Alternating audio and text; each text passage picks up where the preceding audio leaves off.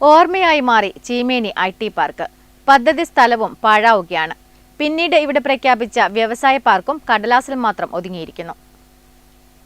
വർഷങ്ങൾക്ക് മുൻപ് കൊട്ടിഘോഷിച്ച് കൊണ്ടുവന്ന IT പാർക്കിന്റെ അവശിഷ്ടങ്ങൾക്ക് സാക്ഷിയാകുകയാണ് ചീമേനി. IT പാർക്കിന് പകരമായി വരുമെന്ന് പറഞ്ഞ വ്യവസായ പാർക്കും കടലാസിൽ ഒതുങ്ങി. വർഷങ്ങൾ 15 കഴിഞ്ഞു. ഇതേവരെയും അതുമായി ബന്ധപ്പെട്ട ഒരു പ്രവർത്തനവും നടത്താത്തതിൽ നാട്ടുകാർ ദുഃഖിതരാണ്. കാരണം വളരെയധികം തൊഴിൽ സാധ്യതകളും അനുബന്ധ വികസനങ്ങളും ഉണ്ടാകാൻ സാധ്യതയുണ്ടായിരുന്ന ഈ IT പാർക്ക് എത്രയും പെട്ടെന്ന് ചീമേനിയിൽ സ്ഥാപിക്കാൻ വേണ്ടി സർക്കാരിനോട് ആവശ്യപ്പെട്ടു. VS അച്യുതാനന്ദൻ മുഖ്യമന്ത്രിയായിരുന്ന കാലത്താണ് ഇവിടെ IT പാർക്ക് കൊണ്ടുവന്നത്. ജില്ലയുടെ തന്നെ സമഗ്ര വികസനം മുന്നിൽ കണ്ടാണ് ഈ പദ്ധതി കൊണ്ടുവന്നത്.